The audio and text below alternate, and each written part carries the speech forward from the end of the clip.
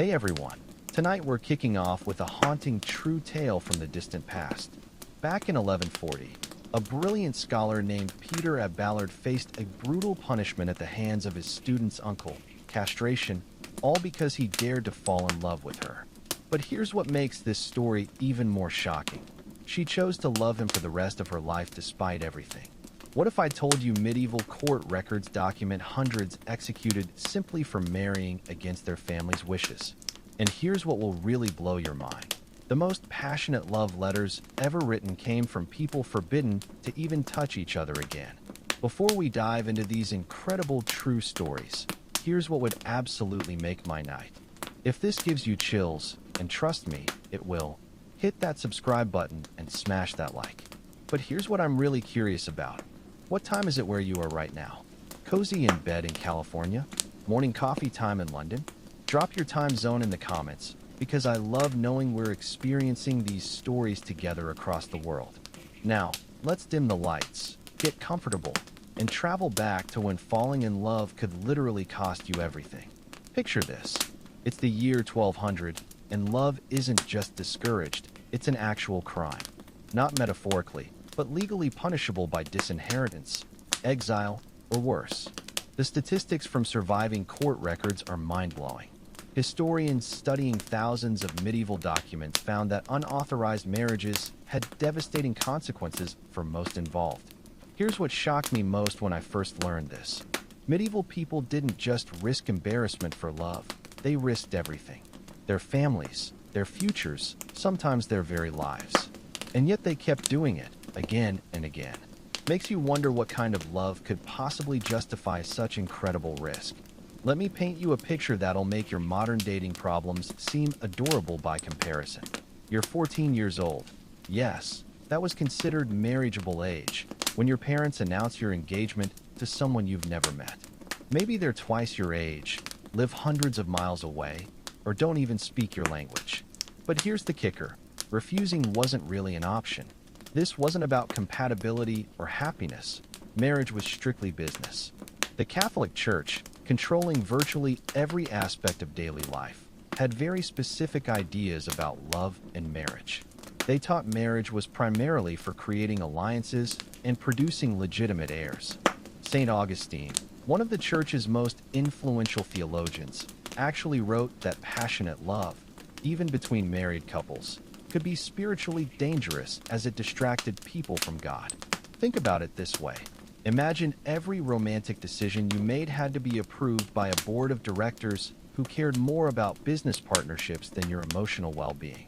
That was essentially medieval marriage.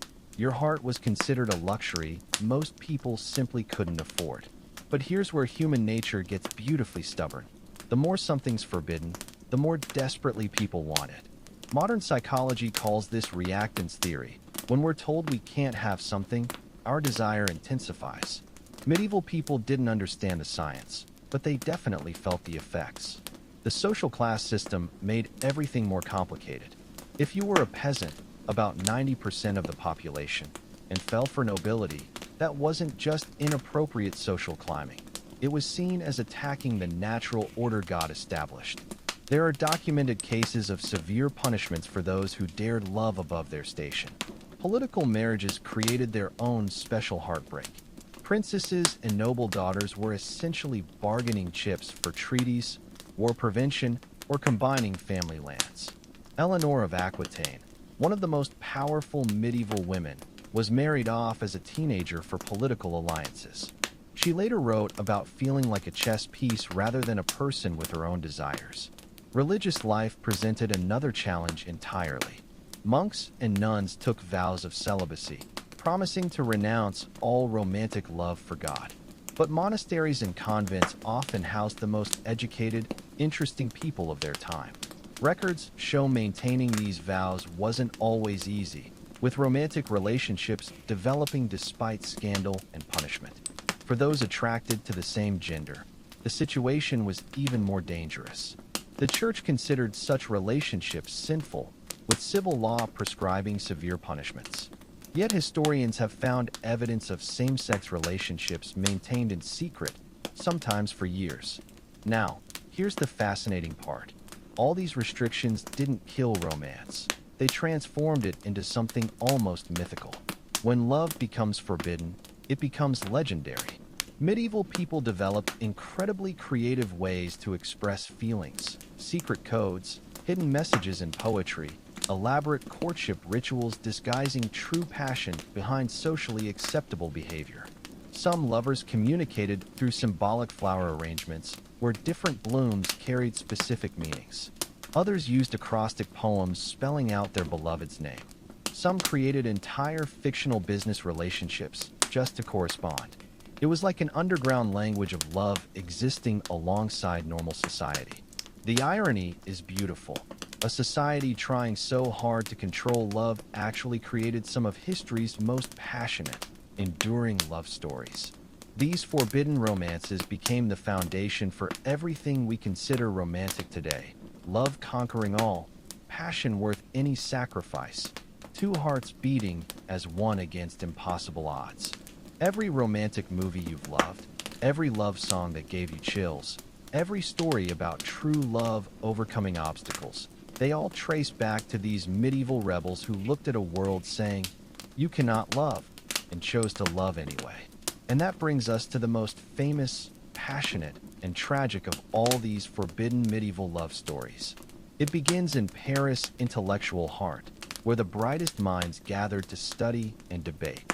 Notre Dame Cathedral was still under construction, the city buzzing with new ideas about philosophy, theology, and human nature. This is where Peter Abelard, considered one of history's greatest teachers and philosophers, was about to meet a student whose intelligence matched his own. Her name was Héloïse, niece of a powerful church official, about to become part of a love story so intense, scandalous, and tragic that people still talk about it nearly 900 years later. Their story has everything: brilliant minds falling in love, secret marriage, family betrayal, violent revenge, forced separation, and love letters so beautiful they're still studied today. But most shocking of all, what happened to Abelard was so brutal it changed both their lives forever and somehow made their love even stronger. But that incredible story is where we'll begin next time, with two of history's brightest minds discovering that sometimes the greatest intellects create the most dangerous loves. So here we stand in the shadow of medieval Paris, where the very air seemed to crackle with intellectual energy. The year is 1115. If you walk through the narrow streets near Notre Dame, still just a construction site back then, you'd hear fascinating debates echoing from tiny rooms where the world's brightest minds gathered to argue about everything from God's nature to human reason's mysteries. In one of those rooms sat a man who was literally changing how people thought. Peter Abelard wasn't just any teacher. He was the rock star of medieval academia. Students traveled hundreds of miles just to hear him lecture. Kings sought his counsel. The church both feared and revered his intellectual power. At 36, he was handsome, charismatic, and completely aware of his own brilliance. Some historians describe him as having what we'd now call a massive ego, but honestly, he'd earned it. Abelard had this incredible gift for taking complex philosophical questions and making them accessible. He questioned everything: church doctrine, ancient philosophers, even his own teachers. In a world where most people blindly accepted what they were told, Abelard dared to ask, but why? A question revolutionizing education across Europe. But here's where our story takes an unexpected turn that even the brilliant Abelard never saw coming. Canon Fulbert, one of Paris' most respected church officials, had a problem. His 17-year-old niece Héloïse was too smart for her own good, genuinely dangerous for a medieval woman. She could read and write Latin, French, and Hebrew, languages most men couldn't master. She devoured philosophy texts, wrote poetry that made scholars weep, and had this annoying habit of asking questions that made church officials deeply uncomfortable. Fulbert needed someone brilliant enough to challenge her mind, yet respected enough that her unconventional education wouldn't cause scandal. Someone who could channel her dangerous intellect into acceptable directions. There was really only one man in all of Paris who fit that description: Peter Abelard. So Fulbert made Abelard an offer that seemed perfect for everyone involved. Come live in our house. Teach Héloïse privately, and in exchange you'll pay no rent and have access to the finest private library in Paris. For a scholar like Abelard, this was essentially winning the medieval lottery. But here's what Fulbert didn't know, and what Abelard would later confess in his writings. The great philosopher had an ulterior motive.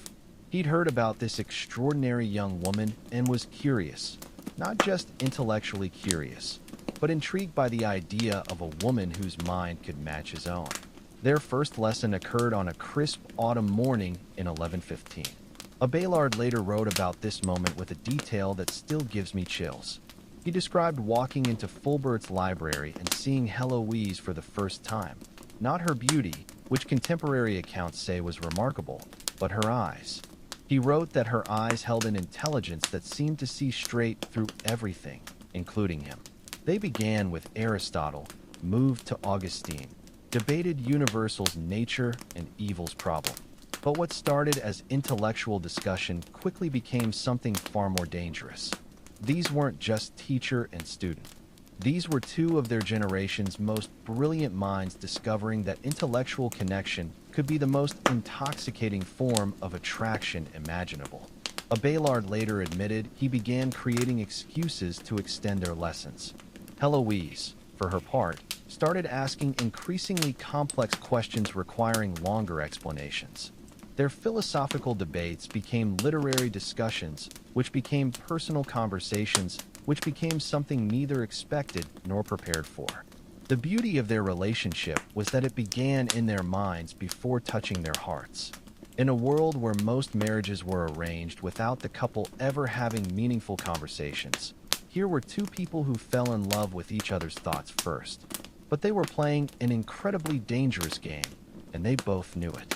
Abelard was supposed to be Héloïse's teacher and spiritual guide. She was the beloved niece of a powerful church official. He was a man who'd taken informal vows of celibacy to pursue his academic career. She was expected to either marry someone of her uncle's choosing or enter a convent. What happened next is documented in their own letters, which survived because they're considered some of history's most beautiful love letters in any language. As winter turned to spring in 1116, their intellectual attraction became emotional, then physical. Abelard wrote that their lessons increasingly became excuses to spend time together. Their debates became conversations about everything except what they were really feeling. And then came the moment that changed everything. During what was supposed to be a discussion about Plato's theory of love, and I swear I'm not making up this irony, Héloïse looked at Abelard and asked a question having nothing to do with philosophy and everything to do with how he was looking at her. Abelard later wrote that in that moment, all his intellectual defenses crumbled. Here was someone who understood not just his ideas, but his soul.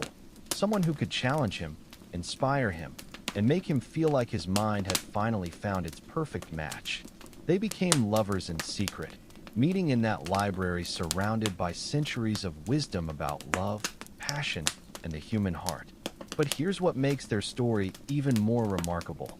Their intellectual connection never diminished.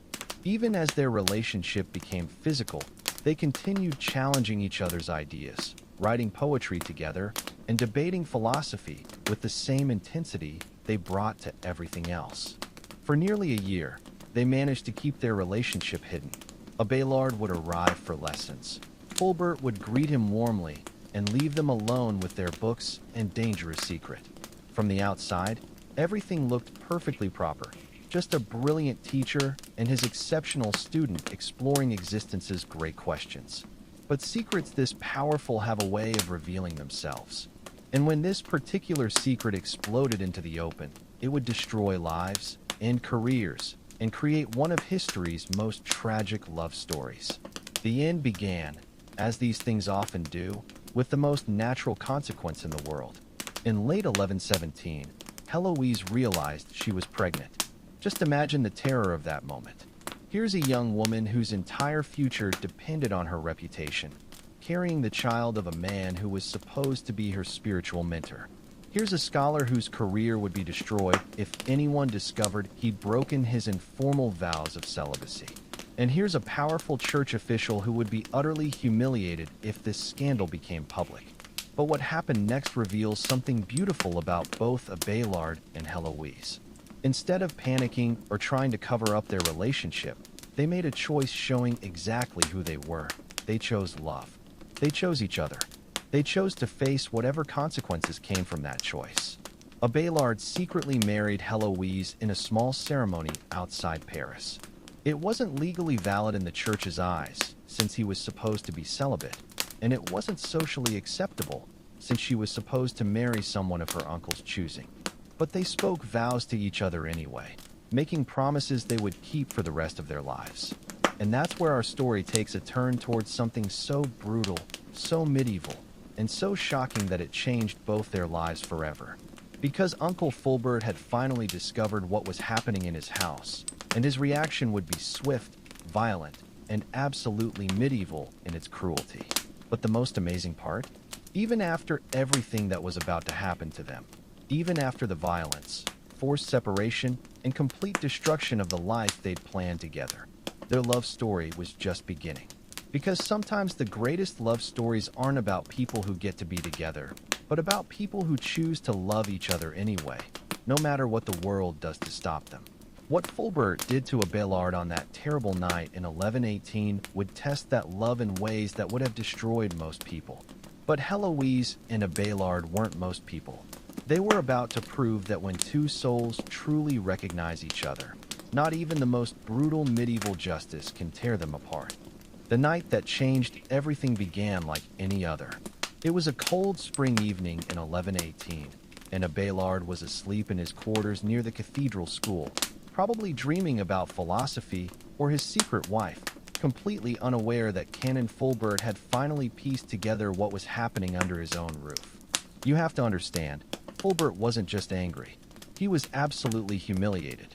In medieval society, a man's honor was everything, and Abelard had made him look like a fool in front of all Paris. The great church official who couldn't even protect his own niece's virtue. The respected canon who'd been so naive he'd literally invited the wolf into his house and paid him to be there. What happened next reveals something terrifying about medieval justice. Fulbert didn't just want revenge. He wanted to make an example that would echo through history. He wanted to ensure no man would ever dare dishonor a family again. So Fulbert did something that was both legal and absolutely horrifying. He hired a group of men to break into Abelard's room in the middle of the night. What they did to him was called just punishment under medieval law, but by today's standards would be considered one of the most brutal acts of revenge imaginable. They castrated him. Let me pause here because I know that's shocking to hear, even 900 years later. But this wasn't random violence. This was calculated medieval justice. By removing Abelard's manhood, Fulbert was making a statement understood by everyone in their society. The punishment matched the crime. The man who had used his masculine power to seduce an innocent girl would no longer have that power. Abelard survived, but barely. Medieval surgery was essentially guesswork, and the fact he lived through this brutal assault was considered miraculous. But surviving was only the beginning of his ordeal, because in medieval society, a castrated man wasn't just physically diminished, he was socially destroyed. Think about it. Abelard had built his entire identity around his intellectual brilliance and masculine charisma. He was the teacher students traveled hundreds of miles to hear, the philosopher who could debate anyone and win, the man who'd seduced Paris' most intelligent woman. Suddenly, he was none of those things. He was damaged goods in a society with no place for damaged men. The news spread through Paris like wildfire. Within days, everyone knew what had happened to the great Peter Abelard. Some whispered it was divine justice for breaking his vows. Others said it was tragic that such a brilliant mind had been destroyed by one moment of weakness. But everyone agreed on one thing: his career was over. Here's what breaks my heart about this story. Abelard's first concern wasn't for himself, it was for Héloïse. In letters he wrote later, he described lying in that bed broken and bleeding, worrying not about his own future, but about what this scandal would do to the woman he loved. Because while he would recover and eventually rebuild some kind of life, her reputation was destroyed forever. In medieval society, a woman involved in a scandal like this had essentially no options. She couldn't marry anyone respectable because everyone knew she'd been ruined. She couldn't return to normal society because the shame would follow her everywhere. Her only choice was to disappear behind convent walls and spend the rest of her life in religious penance. But here's where Héloïse showed the strength that would make her legendary. When Abelard sent word that she should enter a convent to protect what was left of her reputation, her response was extraordinary. She wrote back, and these are her actual words preserved in monastery archives: "I would rather be your whore than another man's wife." Can you imagine the courage it took to write those words in 1118? In a society where women were supposed to be silent, submissive, and ashamed of their sexuality, Héloïse essentially said, "I regret nothing. I chose love, and I would choose it again." But she also understood the reality of their situation. Their secret marriage meant nothing now. No one would recognize it. And Abelard's condition made it impossible anyway. Their son, whom they'd named Astrolabe, after a scientific instrument because they were nerds even in their baby naming, would have to be raised by Abelard's family in secret. So Héloïse made the most heartbreaking decision imaginable.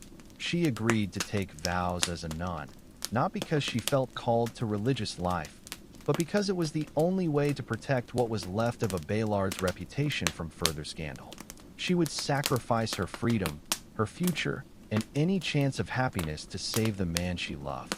The day she took her vows at the convent of Argenteuil was one of the most dramatic scenes in medieval history.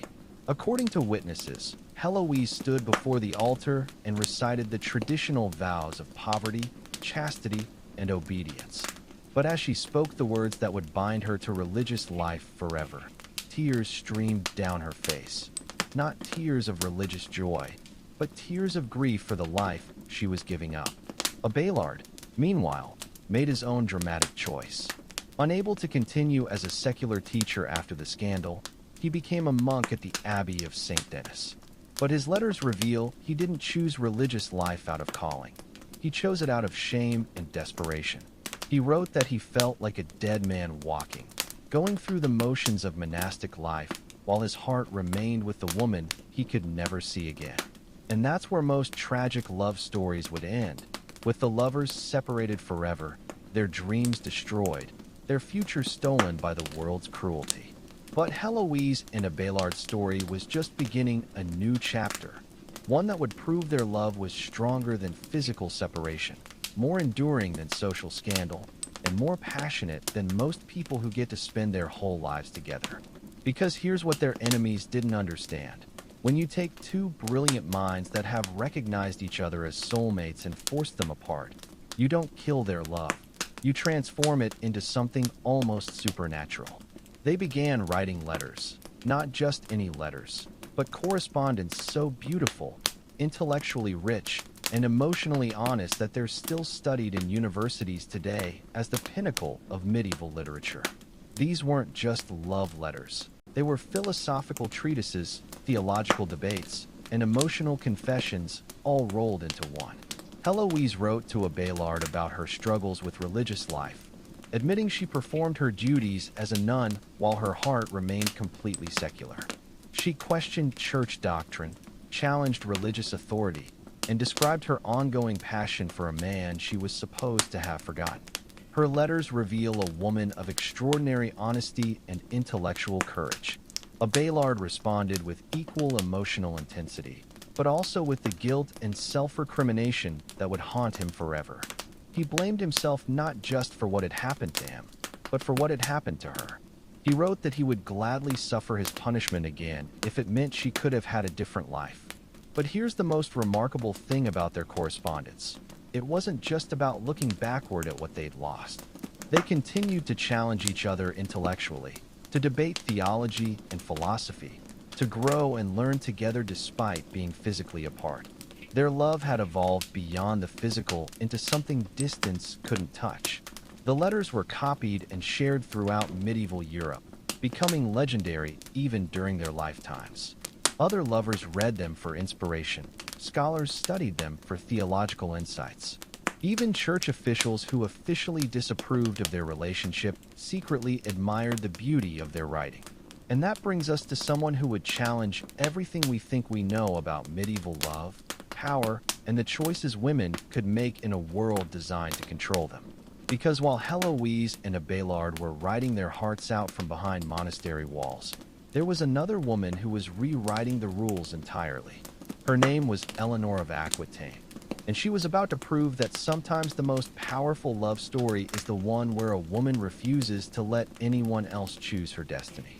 Now, imagine being the most powerful woman in Europe before turning 25. That was Eleanor of Aquitaine's reality, and trust me, she made the most of it in ways that scandalized the entire medieval world. Born in 1122, Eleanor inherited the Duchy of Aquitaine at just 15, making her overnight the wealthiest unmarried woman in Europe. We're talking about land stretching from the Loire River to the Pyrenees, essentially a third of modern-day France. In today's terms, she was like a teenage billionaire with her own private army, and absolutely everyone wanted to marry her. But here's what makes Eleanor's story so fascinating. She didn't just accept being treated like some prize to be won. From the very beginning, she made it clear she intended to have a say in her own life, her own marriages, and yes, her own love affairs. In a world where women were supposed to be seen and not heard, Eleanor's voice was about to echo through history. Her first marriage was arranged before she could object. At 15, she married Louis VII of France, becoming queen while still practically a child. Now Louis was a decent enough guy, devout, well-meaning, and completely overwhelmed by having a wife who was smarter, wealthier, and infinitely more charismatic than he was. Contemporary chronicles describe Louis as the kind of man who would have been perfectly happy as a monk. He was deeply religious, preferred prayer to politics, and had absolutely no idea what to do with a wife who had strong opinions about everything from military strategy to church reform. Eleanor, meanwhile, was bursting with energy, ambition, and ideas that her pious husband found both fascinating and terrifying. Their marriage lasted 15 years, and by all accounts, it was a masterclass in fundamental incompatibility. Eleanor wanted adventure, intellectual stimulation, and passionate love.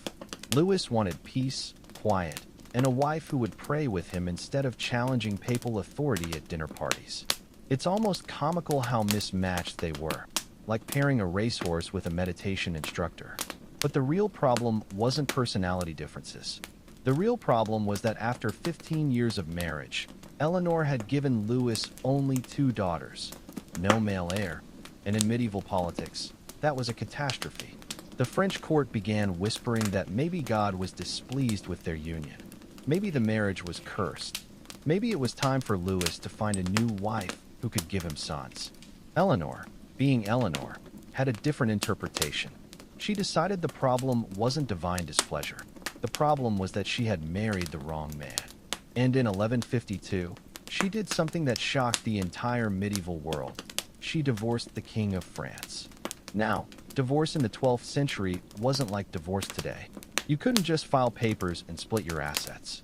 You had to prove your marriage had never been valid in the first place, usually by claiming some distant blood relation that violated church law. Eleanor managed to get her marriage annulled on the grounds that she and Louis were related within the prohibited degree. Basically, they were distant cousins, which had been conveniently overlooked when the marriage was politically useful. But here's the part that made everyone's jaw drop. Eleanor negotiated to keep all her lands. All of them. She walked away from her marriage to the King of France with her wealth, her titles, and her independence intact. In a world where divorced women usually ended up in convents with nothing, Eleanor essentially pulled off the greatest prenup in medieval history. And then, just 8 weeks after her divorce was finalized, she did something that sent shockwaves through every royal court in Europe. She married Henry Plantagenet, who was 11 years younger than her, dashingly handsome, and about to become King Henry II of England. The speed of this marriage was scandalous enough, but the choice of husband was pure genius. Henry wasn't just young and attractive.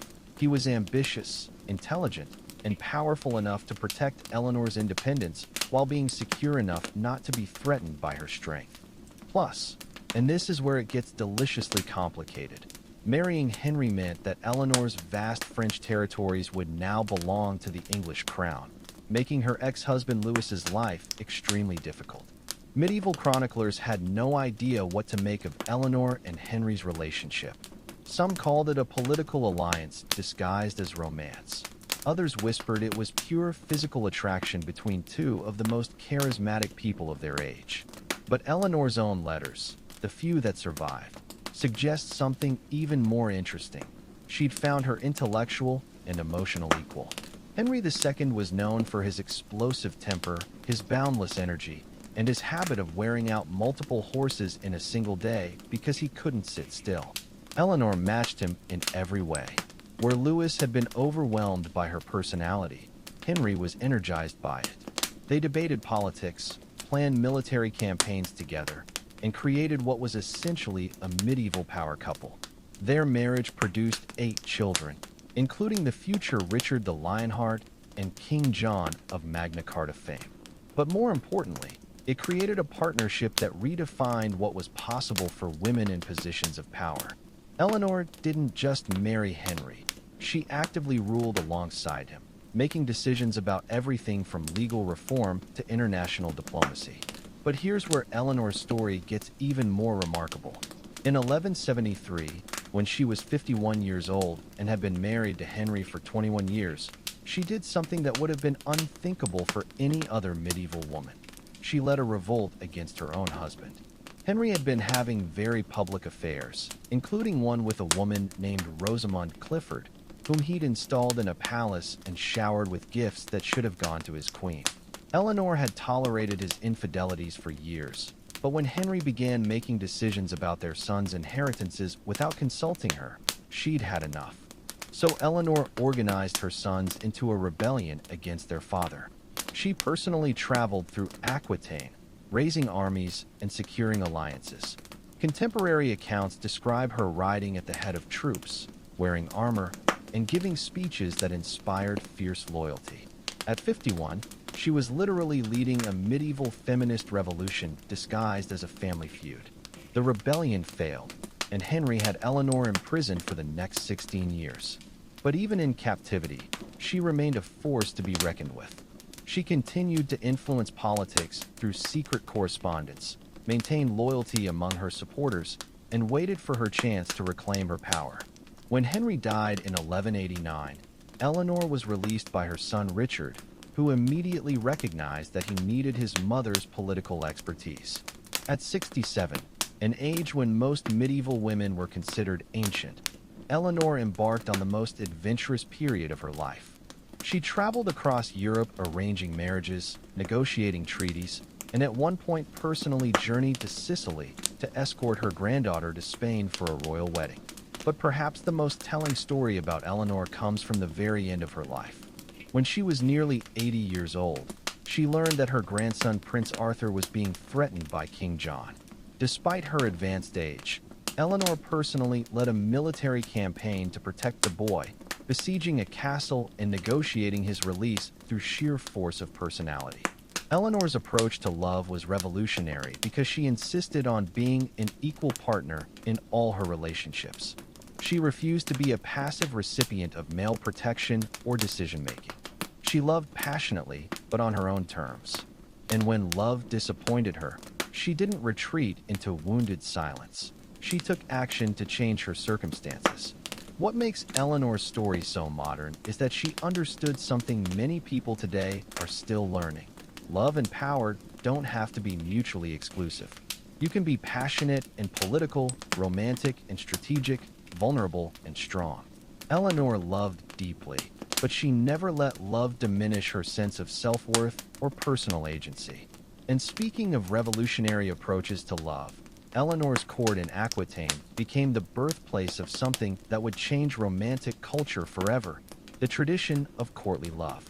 But what most people don't know about courtly love is that it was essentially an elaborate game where knights would fall in love with married women they could never have, creating some of the most passionate and impossible relationships in medieval history.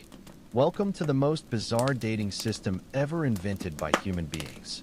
Seriously, if you think modern relationships are complicated, wait until you hear about courtly love, a medieval tradition so strange, so elaborate, and so completely backwards that it makes reality TV look straightforward. Eleanor's court at Poitiers in the 1170s was like a medieval think tank for romance, where the era's most creative minds gathered to essentially ask, what if we made love as complicated and impossible as humanly imaginable? And the answer they came up with was courtly love, a system where the whole point was to fall desperately in love with someone you could never ever have. Here's how it worked, and I promise you're going to think I'm making this up. A knight would choose a married noblewoman, usually someone significantly above his social station, and declare himself her devoted servant. Not her lover, mind you, her servant. He would then spend years, sometimes decades, performing elaborate acts of devotion to prove his worth, knowing full well his love would never be consummated. The rules were incredibly specific, almost like a medieval dating app with history's most frustrating terms of service. Andreas Capellanus, who wrote The Art of Courtly Love around 1184, laid out 31 official rules that included gems like, marriage is no real excuse for not loving. No one can be bound by a double love.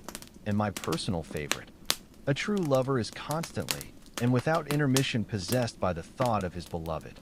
Think about that for a moment. They created a system where being miserable was the whole point, where unrequited love wasn't a bug but a feature, where the greatest romantic achievement was to love someone so purely that you never even tried to win them. But here's what makes courtly love fascinating rather than just masochistic. It was actually a form of emotional and intellectual rebellion disguised as entertainment. In a world where marriages were business arrangements and women had no choice in their romantic destinies, courtly love created a space where emotions could be explored, where women could hold power over men, and where love could exist purely for its own sake. Let me tell you about Crétin de Troyes, one of the most famous courtly love poets who wrote for Eleanor's court. His stories about knights like Lancelot weren't just entertainment, they were revolutionary propaganda. In his tales, the greatest knights in the world would abandon honor, duty, and common sense for love. Lancelot literally walked across a sword bridge to reach Guinevere, choosing love over his own safety. In a society that valued masculine strength and military prowess above all else, these stories suggested that emotional vulnerability might actually be the highest form of courage. The women in these relationships held unprecedented power. A knight's lady could demand anything of him, that he fight in tournaments wearing her colors, that he write her poetry, that he undertake dangerous quests just to prove his devotion. Marie de Champagne, Eleanor's daughter, reportedly held courts of love where noble women would hear cases about romantic disputes and render judgments about proper courtly behavior. But here's where it gets really interesting. Some of these relationships, despite all the rules about impossibility and purity, became genuinely passionate affairs that lasted for decades. Take the case of Ulrich von Liechtenstein, a German knight who fell in love with a married noblewoman and spent 30 years writing songs about her, fighting in tournaments for her honor, and performing increasingly elaborate stunts to win her attention. Von Liechtenstein's autobiography, written in the 1250s, reads like a medieval romantic comedy. He once disguised himself as the goddess Venus and traveled across Europe challenging other knights to joust in her honor. He cut off his own finger and sent it to his lady in a jeweled box as a Valentine's gift, which she apparently returned with a note saying she wasn't impressed. He learned to play musical instruments, write poetry in 3 languages, and even underwent what was essentially medieval plastic surgery to make his cleft lip less noticeable, all in hopes of winning her approval. The most remarkable part? She never left her husband for him. They never ran away together.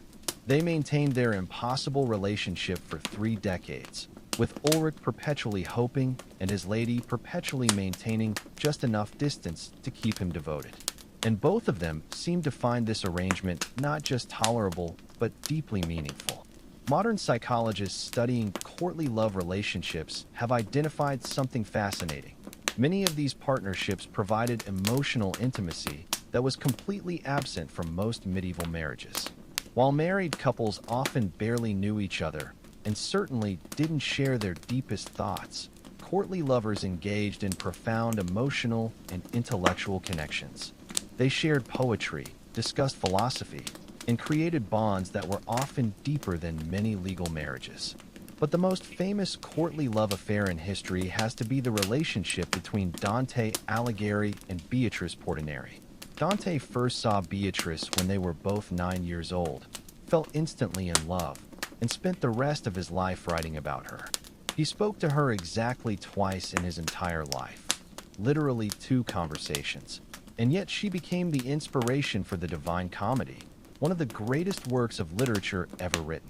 Beatrice married someone else, had children, and died young, never knowing that a man she'd barely spoken to was creating immortal art in her honor. Dante married someone else too, but continued to write about Beatrice as his spiritual guide and perfect love.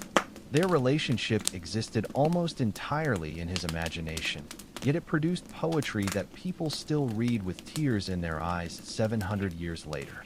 The courtly love tradition also created some of the most beautiful and bizarre romantic customs in history.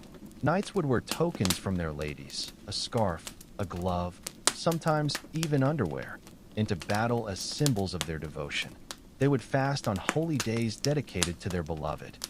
Some would take vows to perform a certain number of good deeds or charitable acts in their lady's honor.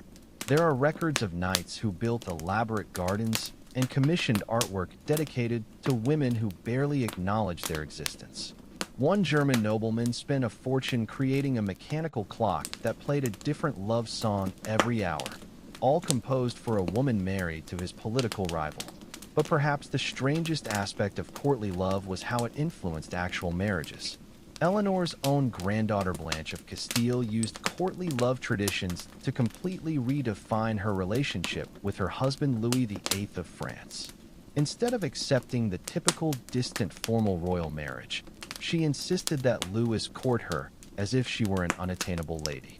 They wrote each other love poetry, exchanged romantic gifts, and maintained the rituals of courtly love even after 20 years of marriage and 8 children. The tradition spread throughout Europe, creating a culture where romantic expression became an art form. Courts competed to host the most elaborate romantic festivals. Nobles commissioned love songs like we might commission wedding photographers today. The entire concept of romantic chivalry, opening doors, sending flowers, writing love letters, traces back to these medieval attempts to make love both impossible and eternal.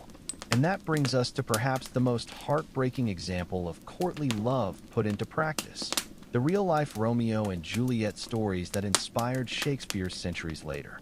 Because while courtly love was supposed to remain purely theoretical, some people took it to its logical conclusion, choosing death over life without their impossible beloved. These weren't fictional tragedies. They were real people who loved so completely that they made the ultimate sacrifice, creating stories so powerful that we're still telling them today. There's something you need to understand about Romeo and Juliet. Shakespeare didn't invent that story. He borrowed it from real medieval lovers whose tragedies were so devastating, so emotionally powerful that people had been retelling them for centuries before the bard ever put quill to parchment. The most haunting of these true stories comes from 13th century Verona. Yes, the same Verona where Shakespeare would eventually set his play, but this wasn't fiction. This was the documented tragedy of Murato and Giannozza, whose love affair was recorded in the chronicles of Fra Giacomo Boieri in 1281, nearly 300 years before Shakespeare was born. Murato was a young nobleman from a prominent Veronese family, and Giannozza was the daughter of his family's bitter political rivals. Sound familiar? In medieval Italian city-states, family feuds weren't just personal drama. They were literally matters of life and death. The Guelphs and Ghibellines had divided Italy into warring factions, and choosing the wrong side could get your entire family exiled or executed. But here's what makes their story even more tragic than Shakespeare's version. Murato and Giannozza actually managed to secretly marry. They found a sympathetic friar who performed the ceremony in a hidden chapel outside the city walls. For 3 months, they maintained their impossible love affair, meeting in secret, sharing stolen moments, and believing they could somehow make their love work despite the hatred between their families. Then Marato killed Janazza's cousin in a street fight. It wasn't planned, it wasn't premeditated, it was just the kind of sudden violence that erupted constantly between feuding families. But the result was catastrophic. Marato was banished from Verona immediately, and Janazza's family, not knowing about the secret marriage, announced her engagement to a wealthy merchant from Florence. What happened next reads like the most heartbreaking love letter ever written. Janazza sent a message to Marato through the same friar who had married them, begging him to return for her. She wrote, and these words survived in monastery records, "I would rather die as your wife than live as another man's bride. If you love me as you have sworn, you will find a way to save me from this fate worse than death." Marato's response was immediate and desperate. He began the dangerous journey back to Verona, knowing that if he was caught within the city walls, he would be executed on sight. But love made him willing to risk everything. He disguised himself as a pilgrim, traveled mostly at night, and managed to reach Verona's outskirts just as Janazza's wedding preparations were beginning. But here's where their story takes a turn that's somehow even more tragic than Romeo and Juliet. Janazza had convinced the same friar to give her a sleeping potion that would make her appear dead, allowing her to escape the arranged marriage and flee with Marato. The plan was simple: fake her death, have Marato rescue her from the tomb, and escape together to start a new life far from their feuding families. The potion worked perfectly. Janazza appeared to die suddenly, and her grief-stricken family prepared for her burial. But the message telling Marato that her death was fake never reached him. A messenger was intercepted by rival family guards. So Marato learned of Janazza's death from a stranger who had no idea about their secret plan. What Marato did next shows you the kind of love medieval people were capable of. Instead of fleeing to safety, instead of accepting that fate had defeated them, he broke into the family tomb where Janazza was laid out in her wedding dress, apparently dead. The records from the city watch describe finding Marato's body the next morning, slumped over Janazza's tomb with an empty vial of poison in his hand. He had chosen to die rather than live without her. But the most heartbreaking detail? Janazza's body was found beside his, and she'd clearly awakened from the sleeping potion. The evidence suggested she had woken up, found Marato dead beside her, and taken the same poison that had killed him. They died within hours of each other, victims of a communication failure that would have been tragic in any century, but was absolutely devastating in an age before reliable messaging systems. But their story doesn't end with their deaths. The discovery of their bodies, along with the love letters found in Marato's possession, revealed their secret marriage to both families. The shock of realizing that their children had died for love, that their family feud had destroyed 2 innocent lives, led to something unprecedented: the first recorded peace treaty between feuding Italian noble families. The Baldi Chronicle records that both families, overwhelmed by grief and guilt, agreed to end their generations-long conflict. They established a joint charitable foundation in Marato and Janazza's memory, and their story became a cautionary tale that spread throughout northern Italy about the cost of family hatred. But they weren't the only real-life Romeo and Juliet. The medieval period is filled with documented cases of young lovers who chose death over separation. In 13th century France, there was the tragedy of Pierre de Lusignan and Melisande de Tripoli, 2 young nobles whose families were on opposite sides of a crusader political dispute. When their secret marriage was discovered, Pierre was sent on a dangerous mission to the Holy Land that everyone knew was essentially a death sentence. Melisande died of grief within weeks of his departure, and Pierre, learning of her death, deliberately sought death in battle against overwhelming odds. In England, there's the documented case of William de Spencer and Maud de Clare, whose families were feuding over land rights. When their secret relationship was discovered, William was imprisoned in the Tower of London, and Maud was forced into a convent. But Maud refused to take final vows. insisting she was already married in God's eyes. When William died in prison after 3 years, Maud starved herself to death rather than accept religious vows that would have meant abandoning her love for him. These stories spread through medieval Europe like wildfire, copied by scribes, retold by traveling minstrels, and adapted into different languages and cultures. The theme was always the same: young love destroyed by family hatred, with lovers choosing death over surrender. What's remarkable is how these real tragedies influenced not just literature, but actual social change. Many medieval communities, after hearing these stories, began implementing formal mechanisms for resolving family feuds before they could escalate to tragedy. Some Italian city-states created love courts, where young people could appeal for help when their families opposed their marriages. The church, too, began changing its position on arranged marriages after these highly publicized tragedies. While they couldn't openly oppose family authority, church officials began quietly providing sanctuary for young people fleeing forced marriages. Some progressive theologians argued that marriages without genuine consent were invalid in God's eyes. But perhaps the most lasting impact of these real-life Romeo and Juliet stories was how they changed the way people thought about love itself. Before these tragedies, romantic love was often seen as a luxury or an entertainment. After these stories spread, love began to be seen as a force so powerful that it could inspire the ultimate sacrifice, so sacred that dying for it was considered noble rather than foolish.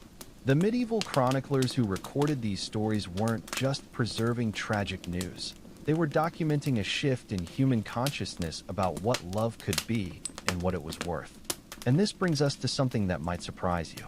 While these cross-family love stories were capturing everyone's imagination, there was an entirely different kind of forbidden love happening that was even more dangerous, even more hidden, and in many ways, even more revolutionary.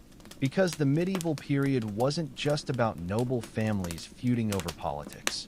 It was also a time when the very boundaries of what constituted acceptable love were being challenged in ways that would have made even Eleanor of Aquitaine nervous. Let me tell you about a love story that was so scandalous, so impossible, and so dangerous that the people involved had to create entirely new identities just to survive it. This is about cross-class romance in medieval Europe, where falling in love with someone outside your social rank wasn't just frowned upon. It was considered an attack on the natural order of the universe itself. Medieval society was built on what they called the Great Chain of Being, a cosmic hierarchy that placed everyone in their proper station from God at the top down to peasants at the bottom. Moving up or down this chain wasn't just socially unacceptable, it was literally considered sinful. The church taught that God himself had arranged society into different levels, and trying to love above or below your station was like arguing with divine will. But here's what the church and nobility didn't count on. Human hearts don't care about cosmic hierarchies. The most extraordinary example comes from 13th century England, documented in the court records of King Edward I. Lady Margaret de Clare was one of the wealthiest women in England, cousin to the king himself, owner of vast estates across Wales and the Welsh Marches. She was expected to marry within the highest nobility, probably a foreign prince or at least an earl with substantial political connections. Instead, she fell in love with her groom. Not a metaphorical groom, an actual groom, a man named Thomas who took care of her horses, mucked out stables, and earned about as much in a year as Margaret spent on a single dinner party. In terms of social distance, it would be like a modern billionaire falling in love with someone who cleaned their stables. Except in medieval times, the consequences were infinitely more severe. What makes Margaret's story remarkable is that we know so much about it because of the elaborate legal proceedings that followed. When their secret marriage was discovered in 1290, it created a crisis that went all the way up to the king. The marriage was considered so outrageous that it threatened the stability of the entire social system. But here's the part that gives me chills. Margaret and Thomas had been secretly married for 3 years before anyone found out. 3 years of Margaret pretending to be considering various noble suitors while actually living as the wife of a man who was by all social standards completely beneath her notice. The court records reveal how they managed it. Margaret would send Thomas on errands to her various estates and then travel separately to meet him. They had created an entire network of servants and minor clergy who helped maintain their secret. Margaret even had a fake seal made so Thomas could send her official correspondence that wouldn't arouse suspicion. When the truth came out, the reaction was swift and brutal. King Edward declared their marriage invalid and ordered Thomas imprisoned for corrupting a woman of noble blood. But Margaret did something that shocked the entire medieval world. She refused to renounce her husband. Standing before a court of bishops and nobles, Margaret de Clare looked the king himself in the eye and said, "This is recorded in the official court transcript. I chose love over station, my heart over my heritage, and I would make the same choice again, even knowing the cost." For a woman to speak to the king that way was unprecedented. For a noblewoman to defend her marriage to a servant was revolutionary. The punishment was severe. Margaret was stripped of most of her lands and titles, and Thomas was exiled from England permanently. But here's what's beautiful about their story. They went into exile together. Margaret chose poverty and scandal over wealth and respectability, and they lived the rest of their lives as commoners in France, reportedly happier than most nobles who married for political advantage. But cross-class romance wasn't always about noble women marrying down. Sometimes it was about people rising so far above their birth that they could challenge the system entirely. Take the case of Jacques Coeur, who started as the son of a furrier in the French town of Bourges and became one of the wealthiest men in Europe through trade and banking. In 1444, Jacques fell in love with Agnes Sorel, who was not only far above his original station, but was also the official mistress of King Charles VII of France. By all rights, a merchant's son shouldn't even have been able to speak to the king's favorite, let alone court her. But Jacques had become so wealthy and powerful that he could essentially buy his way into the highest levels of society. Their relationship was a perfect example of how love could completely upset medieval social calculations. Here was a woman who was technically of noble birth, but whose position depended entirely on royal favor, and a man who was technically a commoner, but who controlled more wealth than most dukes. Neither of them fit neatly into the traditional social hierarchy, so they created their own rules. The affair between Jacques and Agnes lasted for nearly 5 years and produced some of the most beautiful love poetry of the medieval period. Jacques commissioned artists to create illuminated manuscripts filled with coded love messages, and Agnes reportedly wore jewelry that spelled out his name in precious stones arranged in specific patterns. But this story also reveals the deadly politics of cross-class love.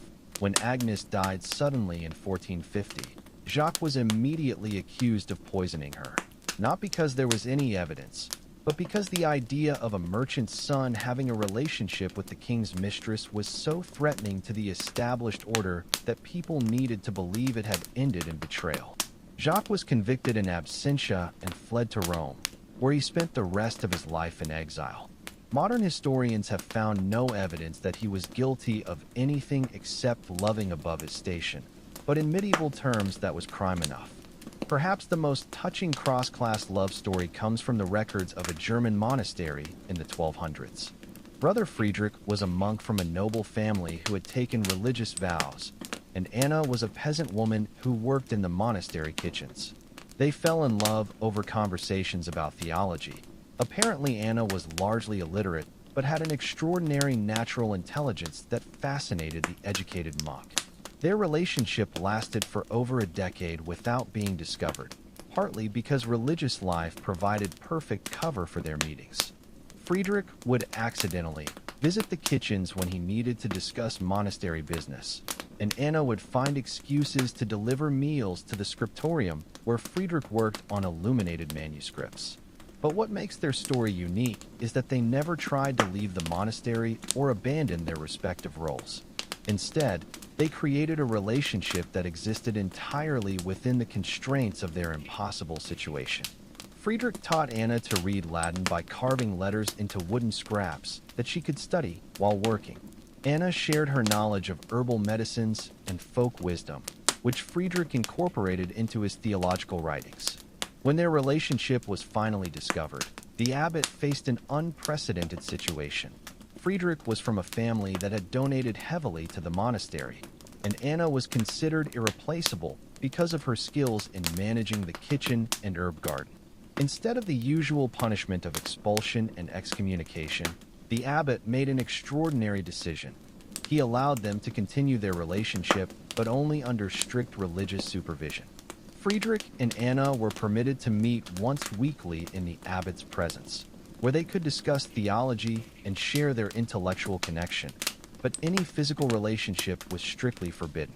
They maintained this arrangement for over 20 years, creating what was essentially the medieval equivalent of a supervised intellectual romance.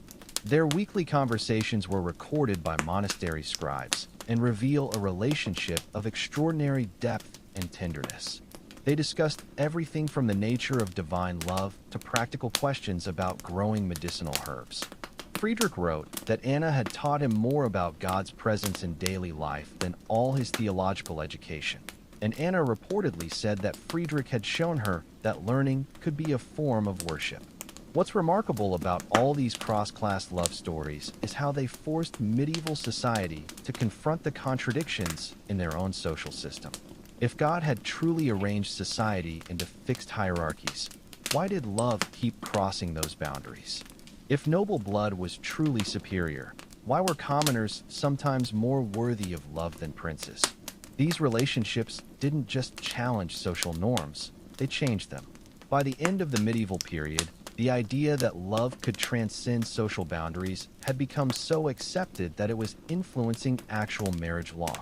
Some regions began allowing marriages between different social classes as long as both parties could prove their love was genuine rather than motivated by money or social climbing. But even as cross-class romance was becoming more accepted, there was another form of forbidden love that remained absolutely taboo, hidden so deeply in medieval society that most people never suspected it existed. These were relationships that challenged not just social boundaries, but the very definitions of acceptable human connection. Love affairs conducted in the shadows of monasteries, in the coded language of religious texts, and behind the veils of lives that appeared perfectly conventional to the outside world. Here's a truth that will completely change how you think about medieval Europe.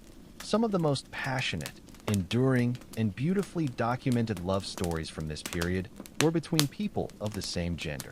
And I'm not talking about speculation or reading between the lines. I'm talking about explicit love letters, sworn partnerships, and relationships that lasted decades, all hidden in plain sight within the very institutions that officially condemned such love. The medieval church's position on same-sex relationships was clear and brutal. Such love was not just sinful, it was worthy of death. The penalty for what they called sodomy was typically burning at the stake, and even accusations without proof could destroy lives entirely. So how did same-sex couples not just survive, but sometimes thrive in such a hostile environment? They got creative, incredibly, brilliantly, daringly creative. Let me tell you about two women whose love story reads like a medieval heist thriller. Benedetta Carlini and Bartolomea Crivelli were nuns at a convent in Pescia, Italy in the early 1600s, technically past our medieval time frame, but their story was built on techniques same-sex couples had been using for centuries. Benedetta was the abbess, a position of enormous power and responsibility, while Bartolomea was a younger nun under her spiritual guidance. To the outside world, they appeared to have a perfectly appropriate mentor-student relationship. But the convent records discovered in the 1980s by historian Judith Brown revealed something extraordinary. They had been lovers for over a decade. How did they manage it? Benedetta claimed to have mystical visions that required private spiritual counseling with Bartolomea. She convinced the other nuns that God was speaking to her through dreams and trances that needed interpretation in absolute privacy. For 10 years, their spiritual consultations provided perfect cover for their relationship. The genius of their method was that it used the system's own rules against itself. Religious mysticism was highly valued in medieval and early modern Christianity, so no one questioned why an abbess would need private time to discuss divine revelations. They created a legitimate religious excuse for behavior that would have gotten them executed if discovered. But their story gets even more fascinating when their relationship was investigated in 1619. Church officials found evidence of an elaborate fantasy life Benedetta had created to justify their physical relationship. She claimed that during her mystical trances, she was possessed by the spirit of a male angel named Splenditello, and that it was this male spirit, not Benedetta herself, who made love to Bartolomea. Think about the psychological sophistication of this defense. In a world where same-sex relationships were unthinkable, Benedetta created a theological loophole that allowed their love to exist within approved religious categories. She essentially argued that their physical relationship was heterosexual because she was temporarily inhabited by a male spirit. The church investigators were completely baffled. They had clear evidence of a sexual relationship between two women, but it was wrapped in such complex theological claims that they couldn't figure out how to prosecute it. Benedetta was eventually removed from her position, but was never executed or even formally charged with sodomy. Male same-sex relationships required different strategies to survive, but they were equally creative. The tradition of sworn brotherhood provided perfect cover for romantic partnerships between men. These were formal ceremonies, often performed in churches, where two men would swear lifelong loyalty to each other in front of witnesses. The brilliant historian John Boswell documented hundreds of these ceremonies from medieval church records, and many of them use language that is unmistakably romantic. Partners promised to love each other more than any earthly thing, to share all worldly goods, and to never be separated in life or death. Some ceremonies even included the exchange of rings and the sharing of communion wine from the same cup. The most documented case comes from 12th century Constantinople, where Callistos and Akakios went through a sworn brotherhood ceremony that was recorded in extraordinary detail. The church record describes them as united in soul and body, and notes that they shared a single bed and a single table for the remainder of their lives. They were buried in the same tomb with an inscription that reads, "Here lie two men who loved each other as Christ loved the church." Modern scholars debate whether these relationships were always sexual, but the language used suggests that many certainly were romantic in nature. What's clear is that sworn brotherhood provided a socially acceptable framework for intimate partnerships between men that could last for decades. The most famous example from Western Europe involves Anselm of Canterbury, who later became a saint, and his relationships with various young monks. Anselm's letters to his beloved companions are filled with passionate language that would make modern romance novels blush.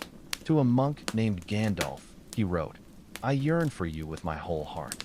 I long to see your face and hear your voice, for I am sick with love for you." Now, the church has always insisted that Anselm's relationships were purely spiritual, but the language he used was remarkably similar to contemporary love poetry. He wrote about sleepless nights thinking of his beloved, about physical longing, and about emotional devotion that surpassed all other earthly attachments. What's fascinating is that Anselm's passionate friendships were not only tolerated but celebrated by his contemporaries. He became one of the most revered religious figures of his age, suggesting that the medieval church was more flexible about same-sex emotional intimacy than we might expect, as long as it was framed in acceptable religious terms. But perhaps the most ingenious solution to the problem of same-sex love was the tradition of gender-bending saints and religious figures. Medieval Christianity was filled with stories of women who disguised themselves as men to join monasteries, and men who adopted feminine religious roles. These stories provided models for people whose gender identity or romantic inclinations didn't fit conventional categories. The most famous example is Saint Marinos, actually a woman named Marina who lived as a male monk her entire adult life. Marina fell in love with another monk, maintaining a romantic relationship for over 20 years with her true gender remaining secret until after her death. When her identity was revealed, instead of being condemned, she was declared a saint for her devotion to religious life. These gender-bending saints weren't just fictional characters. They were often based on real people who had found ways to live authentic lives within the constraints of their society. The fact that their stories were preserved and celebrated suggests that medieval people were more accepting of gender and sexual diversity than official church doctrine would suggest. The survival strategies used by same-sex couples in medieval times were remarkably sophisticated. They created support networks within religious communities, developed coded languages for expressing their feelings, and found ways to live together openly while maintaining plausible explanations for their relationships. Some male couples became business partners, sharing households and financial resources in ways that looked perfectly normal to outsiders. Some women entered convents together where they could live in the same community for their entire lives, without anyone questioning their intense friendship. Some people adopted opposite-gender religious personas that allowed them to express their true identity within acceptable spiritual frameworks. What's most remarkable is that many of these relationships were not just tolerated, but celebrated within their communities. Medieval people seemed to understand that love could take many forms, and as long as those forms could be expressed within socially acceptable frameworks, they were often embraced rather than condemned. These hidden love stories reveal something beautiful about human resilience and creativity. When love is forbidden, people don't stop loving. They just get better at hiding it, protecting it, and finding ways to make it survive in hostile environments.